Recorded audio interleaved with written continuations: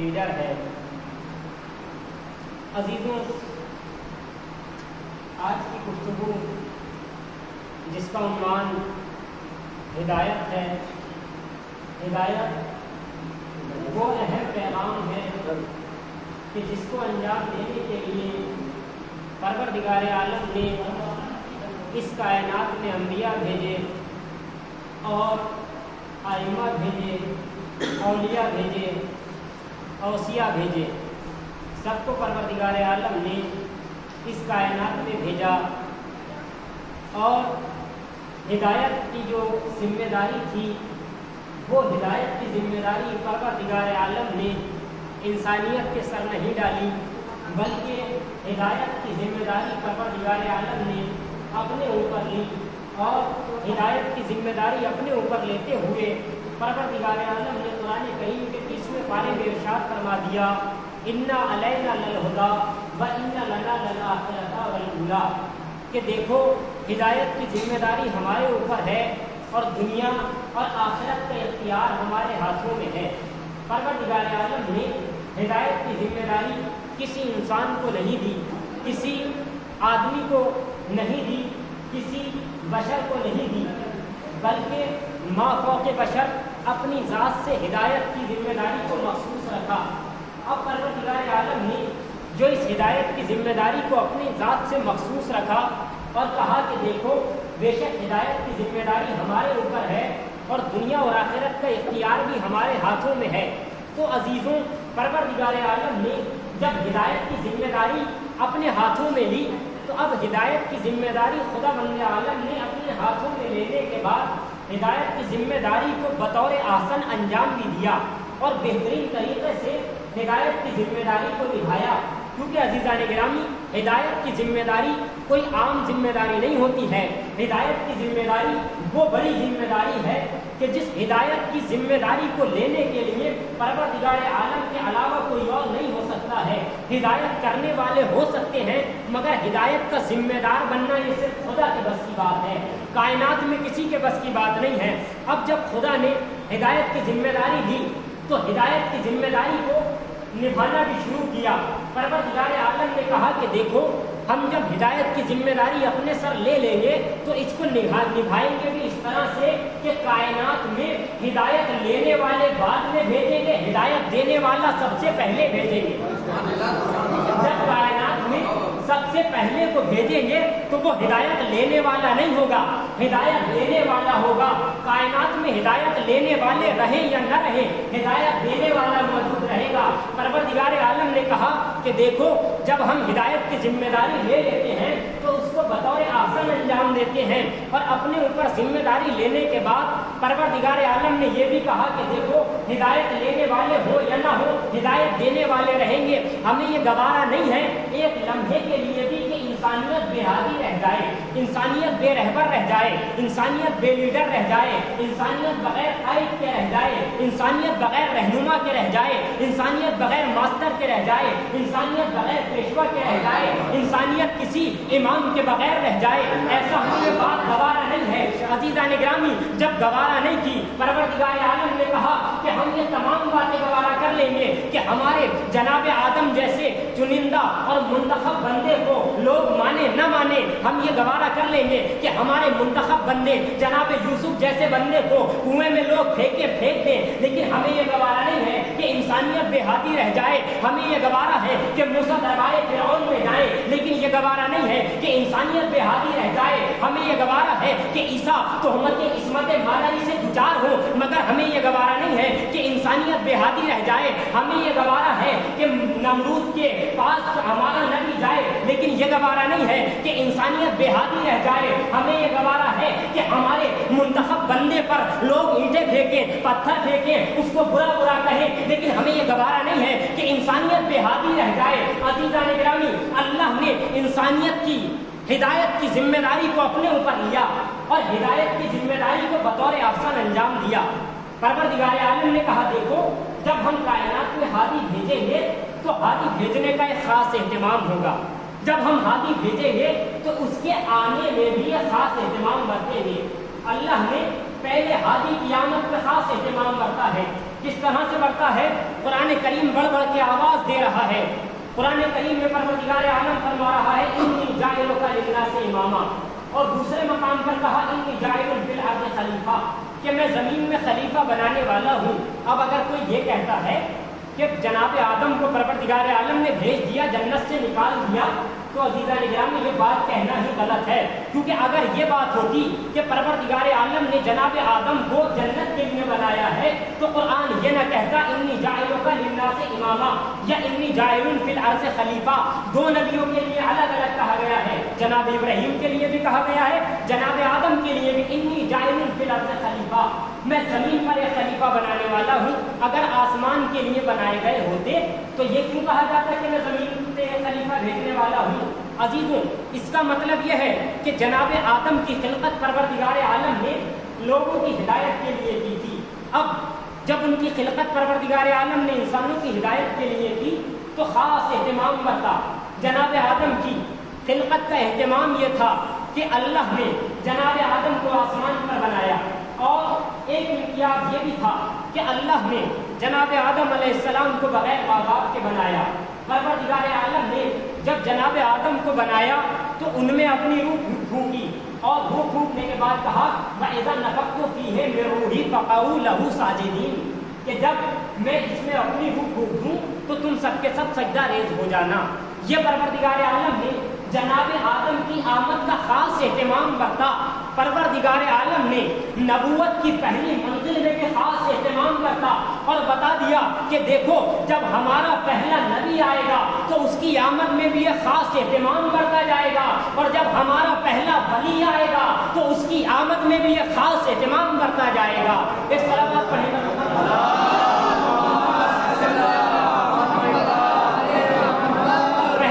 کی آمد میں بھی ایک خاص اہتمام، اور پہلے ولی کی آمد میں بھی خاص اہتمام۔ کیا اہتمام ہے؟ سب کی نظروں میں ہے کہ مولا متقیان کی ولادت خانہ کعبہ میں ہوئی، ہر انسان جانتا ہے، ہماری قوم کا بچہ بچہ جانتا ہے۔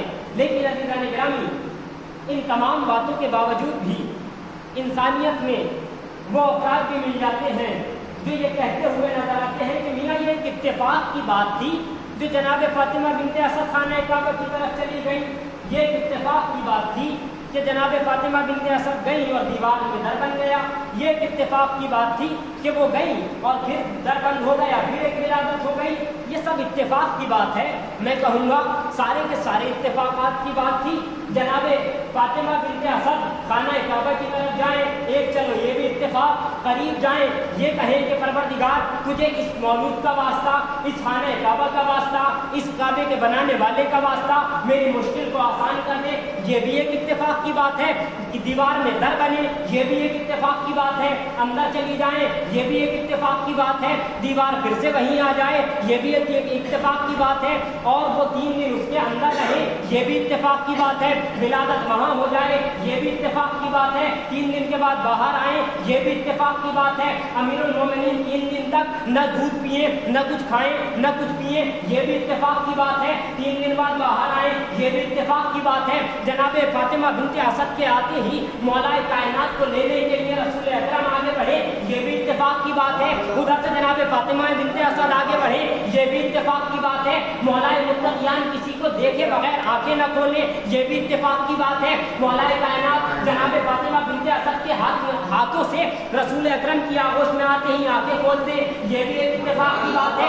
رسول اکرم کا لعاب دہن چوسے، یہ بھی ایک اتفاق کی بات ہے۔ آتے ہی توریت پڑھے، یہ بھی ایک اتفاق کی بات ہے۔ انجیل پڑھے، یہ بھی ایک اتفاق کی بات ہے۔ زبور پڑھے، یہ بھی ایک اتفاق کی بات ہے۔ اب جملہ کہنے دیجئے، جس کے اتفاق ایسے ہو اس کے اختیارات کیسے ہوں گے؟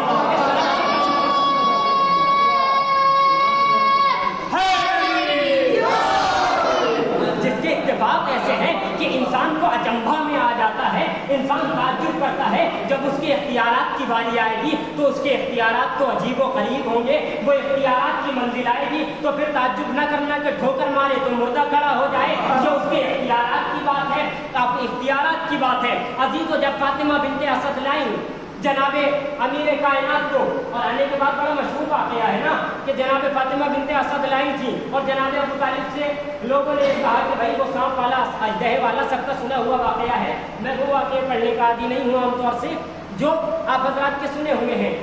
आपने एक लक़ब सुना है मौलाए कायनात का हैदर, ये कहाँ से मिला अज़ीज़ान गिरामी, इस पे तवज्जो रखिएगा। मौलाए कायनात को जब लाइन फातिमा बिनते असद और आने के बाद आगोश रसूल में आए, जनाब अबू तालिब के पास आए, जनाब अबू तालिब के पास लोग आए और आने के बाद कहने लगे अबू तालिब हम तो ये परखते हैं, इस पत्थर पे रखते हैं कि कौन बच्चा किसकी विलादत पाक है, किसकी विलादत गैर ताहिर है, ये परखा जाता है। जनाब अबू तालिब ने कहा कैसे परखा जाता है? वही वाला वाक़या कि एक अजदहा है, हम इस पत्थर पे रखते हैं और जिस बच्चे को वो चला जाता है सुनकर वो ये होता है कि ये ताहिर है, जिस बच्चे को निकल जाता है हम मानते हैं कि गैर ताहिर था, इसकी माँ के दामन में कोई ना कोई कमी रही होगी, इसलिए वो अजदहा निकल गया। लेकर आए अजीज़ों, अरबी में क्या कहते हैं अजदहे को? सांप को क्या कहते हैं? हैया, हई कहते हैं सांप को, क्या कहते हैं? हई। और एक हई वो वाला भी है, हई मानी जिंदा भी है, और हई कहते हैं सांप को भी।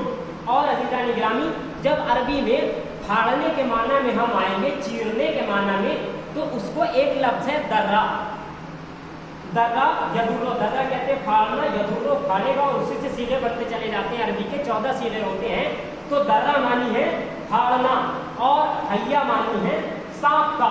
अब अज़ीज़ान गिरामी उस पत्थर पे ला करके मौलाए कायनात को भी रखा गया। 3 दिन का सिन है। अब जैसे ही मौलाए कायनात को रखा गया, सारे के सारे लोग पीछे हटने लगे, कहने लगे अबू तालिब तुम भी पीछे हटो, फातिमा बिनते असद तुम भी पीछे हटो, नबी अकरम तुम भी पीछे हटो।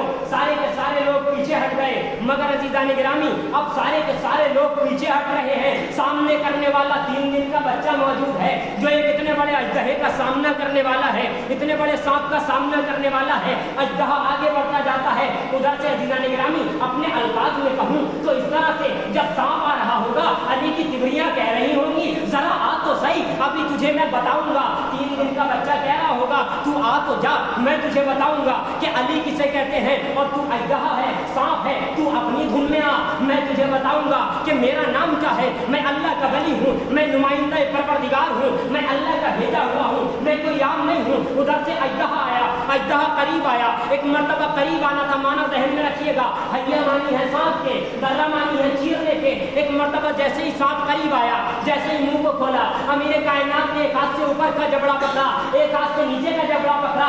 अब जैसे ही खोला, अब 2 करना था अजदहे का। एक मर्तबा आवाज गूंजी, हैया दर्रा, हैया दर्रा, हैया दर्रा। सांप फट गया, सांप के 2 टुकड़े हो गए, बस आवाज गूंज रही थी हैया दर्रा, हैया दर्रा। गोया लग रहा था, हैया दर्रा नहीं लग रहा था। जब सारा मजमा एक साथ कह रहा था, आवाज आ रही थी हैदरा, हैदरा, हैदरा, हैदरा की आवाज आ रही थी। फातिमा बिनते असद ने कहा आज से मेरे बेटे का नाम कुछ और नहीं है, मैं इसे हैदर कहूंगी।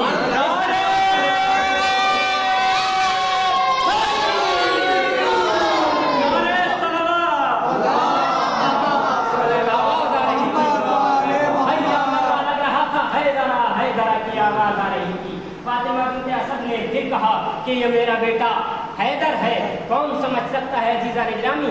लेकिन हम जितने मौलाए कायनात के फ़ज़ाइल को सुनते हैं, उनकी वसीयतों पर भी अमल करें कि मौलाए कायनात ने क्या क्या वसीयतें की हैं। जब अज़ीज़ान गिरामी मौलाए कायनात का वक्त आखिर था तो वसीयतें की हैं। अपने फर्जंद को, इमाम हसन को वसीयतें की, इमाम हुसैन को वसीयतें की। वक्त नहीं है कि मैं ज़्यादा बयान करूँ। और मुताद्दिद इमाम मौलाए कायनात ने वसीयतें की हैं, क्योंकि ये परवरदिगार आलम के मुंतखब बंदे हैं और परवरदिगार आलम के चुनिंदा बंदे हैं। वसीयत की अपने बेटों को कि ऐ मेरे बेटों देखो यतीमों का ख्याल रखना, ऐ मेरे बेटों नहीं अनिल मुनकर को मत छोड़ना, ऐ मेरे बेटों पड़ोसियों से बाखबर रहना, ऐ मेरे बेटों कुरान से बाखबर रहना। क्यों अज़ीज़ान गिरामी कुरान से बाखबर रहना क्यों? अजीज़ों मासूम है, लेकिन मासूम को हिदायत कर रहे हैं। क्या मौलाए कायनात की वसीयतों की इमाम हसन को ज़रूरत थी? इमाम हसन को मालूम नहीं था کہ قرآن کیا ہے، امام حسن کو معلوم نہیں تھا کہ یتیموں کا حق کیا ہے، امام حسن کو معلوم نہیں تھا کہ پڑوسیوں کا حق کیا ہے، مگر نہیں عزیزان گرامی، یہ مولا کائنات امام حسن کو وصیت نہیں کر رہے ہیں بلکہ سبق ہمیں دے رہے ہیں کہ دیکھو یہ آنے والی امتوں کے لیے خبر ہے، کیوں؟ کیونکہ میں ہادی ہوں، کیونکہ میں رہبر ہوں، کیونکہ میں قائد ہوں، کیونکہ میں رہنما ہوں، کیونکہ میں امام ہوں، کیونکہ میں پیشوا ہوں اس امت کا۔ اب میرے اوپر ذمہ داری ہے کہ میں اس کائنات کی آخری وقت تک ہدایت کروں۔ عزیزوں، مولا کائنات نے جب وصیت کی اپنے بیٹوں کو قریب بلا کر کے ایک وصیت کی، یہ کہ دیکھو میرے بیٹوں، نہی عن المنکر کو نہ چھوڑنا، اور میرے بیٹوں برائی سے لوگوں کو روکنے کو نہ چھوڑنا، اچھائی کے راستے کی طرف دعوت دینے کو نہ چھوڑنا، ہمیشہ اچھائی کے راستوں پر دعوت دینا، اچھائی کے راستوں کی طرف بلانا۔ اور وہی امام حسین نے بھی عمل کیا کہ جب عزیزوں مدینے سے نکل رہے ہیں تو کیا امام حسین نے اپنا مقصد بیان کیا؟ انی لم اخرج شرا ولا بطرا ولا مفسدا ولا ظالما، کیا فرمایا کہ میں جو نکلا ہوں انما خرجت لطلب الاصلاح فی امت جدی، کہ میں جو نکل رہا ہوں وہ اپنے جد کی امت میں اصلاح کرنے کے لیے نکل رہا ہوں۔ اپنے والد نے جو مجھے وصیت کی تھی کہ دیکھو بیٹا نہیں عن المنکر میں چھوڑنا، میں برائیوں سے روکنے کے لیے نکل رہا ہوں، میں اپنے بابا کی وصیت پہ عمل کرنے والا ہوں، میں اپنے نانا کے دین پر عمل کرنے کے لیے نکلا ہوں، میں اس یزید کی بیعت نہیں کر سکتا ہوں، کیوں؟ کیونکہ میرے بابا نے بیعت نہیں کی کسی ظالم و جابر کی، میرے بابا کے اتنے فضائل تھے، میرا بابا اتنا بہادر تھا کہ جس نے 3 دن کے سن میں کلہ اجدر کو چیرا ہے، میرا بابا اتنا بہادر تھا کہ جس کو چاہے مار دیتا، میرا بابا اتنا بہادر تھا کہ جس نے خیبر کو فتح کیا، میرا بابا اتنا بہادر تھا کہ جس نے خندق کو فتح کیا، میرا بابا اتنا بہادر تھا کہ وہ چاہتا تو اپنی تیغ سے سارے ظالموں کو تہہ تیغ کر دیتا، لیکن اس کے باوجود بھی میرے بابا نے نہی عن المنکر کو نہیں چھوڑا، میرے بابا نے نیک راستوں کو نہیں چھوڑا، اور وہی اب کام انجام دیے جو نبی اکرم نے وصیتیں کی تھی، اور میں بھی وہی کام انجام دوں گا جس کی میرے بابا مجھے وصیت کر کے گئے ہیں۔ عزیزوں، وقت آخر جب مولا کائنات کا آیا، وقت آخر آنے کے بعد عزیزوں مولا کائنات اپنے فرزند، اپنے بیٹوں کو، بیٹیوں کو، سب کو جمع کرتے ہیں اور مولا کائنات بلاتے ہیں کہ اے میرے بیٹوں، اے میری بیٹیوں، میرے قریب آ جاؤ۔ وصیتیں کرنا شروع کی، بہت ساری مولا کائنات نے وصیتیں کی، جن میں ایک وصیت بڑی اہم تھی کہ اے میرے بیٹوں، یتیموں کا خیال رکھنا، یتیموں سے کبھی بے خبر مت ہو جانا۔ ہاں عزاداروں، یہی مولا کائنات کی وصیت تھی جس پر آئمہ نے عمل کیا۔ ایک وصیت یہ بھی کی تھی کہ میرے بیٹوں، میرے قاتل کو اتنی ہی ضرب لگانا جتنی اس نے مجھے لگائی ہے، اگر اس نے مجھے ایک ضربت لگائی ہے تم بھی اس کے ایک ہی ضربت لگانا۔ عزیزوں، ہم کیا ہیں؟ مولا کائنات کیا تھے؟ علی الذات کا نام ہے جو اپنے قاتل کو اپنا آگے کا آیا ہوا شربت پلا دیتا ہے، اپنے آگے جو دودھ آتا ہے وہ مولا کائنات اپنے قاتل کو پلا دیتے ہیں۔ ہاں عزاداروں، ہمیں سمجھنا چاہیے کہ ذات علی کیا ہے، صرف فضائل ہی نہیں ہے مولا کائنات کے۔ عزیزوں، مولا کائنات کے مسائل بھی اتنے ہی ہیں جتنے مولا کائنات کے فضائل ہیں۔ ہم سمجھے تو صحیح کہ یہ عزیزوں کائنات کا مولا جب وقت آخر اپنی بیٹی کلثوم کے گھر میں تھا تو عزاداروں جب اس مولا کو اپنے پروردگار سے ملنا تھا، یہ مولا کبھی آسمان کی طرف دیکھتا تھا، کبھی زمین کی طرف دیکھتا تھا۔ بیٹیوں نے پوچھا بابا آج آپ اتنے بے چین کیوں ہیں؟ ایک مرتبہ کہتے ہیں اے میری بیٹی آج مجھے اپنے پروردگار سے ملنا ہے۔ اللہ اکبر۔ ہاں عزاداران مظلوم کربلا، مولا کائنات کے عزاداروں، وہ وقت بھی آ گیا کہ جب امیر کائنات وقت آخر مسجد میں تشریف لاتے ہیں اور آ کر کے اپنے سوئے ہوئے قاتل کو اٹھاتے ہیں۔ عزیزوں، وہ علی کہ جسے گوارا نہیں ہے کہ علی کا دشمن بھی بے نمازی ہو، علی کا دشمن نماز کے وقت سوئے، اس علی کو کیسے گوارا ہوگا کہ اس کا ایک چاہنے والا نماز کے وقت سوتا رہے؟ ہرگز نہیں، گوارا نہیں ہو سکتا۔ ہاں عزاداران مولا متقیان، مولا کائنات اب مصلی پر آ گئے ہیں۔ عزاداروں، عزیزوں، 3 اذانیں بڑی مشہور ہے کائنات میں۔ پہلی بلال کی اذان تھی جو بلال نے نبی اکرم کے بعد کہی تھی، فاطمہ نے جیسے ہی سنا ایک مرتبہ بابا کی یاد آ گئی، بابا آپ مجھے اذان ہے. جیسے ہی علی نے مصلی عبادت پر کھڑے ہو کر اذان کہی، ایک مرتبہ گھر میں جب زینب کے کانوں میں بابا کی اذان کی آواز پہنچی، ایک مرتبہ تڑپ کے کہتی ہے ارے بابا کی کتنے کرب بھری آواز ہے، ارے بابا آج کیسی آواز میں اذان دے رہے ہیں. یہ دو اذانیں، تیسری اذان کربلا کے میدان میں اذان علی اکبر ہے. اللہ اکبر. یہ تین اذانیں اللہ اللہ مولا المتقیان نے اذان دی. آزاداران مظلوم کربلا ابھی علی مصلی عبادت پر ہے. ایک مرتبہ ابن ملجم آتا ہے، آنا تھا. ایک مرتبہ ایسے زہر میں بجھی ہوئی تلوار تھی کہ آزاداران نے مولا متقیان کہ اگر وہ زہر جس میں تلوار بجھی ہوئی تھی اگر سمندر میں ڈال دیا جاتا ساری مچھلیاں مر جاتی. ایک مرتبہ ظالم نے دونوں ہاتھوں سے تلوار کو پکڑا. امیر کائنات کے سر پہ ضربت کا لگنا تھا، خون کا فوارہ جاری ہوا.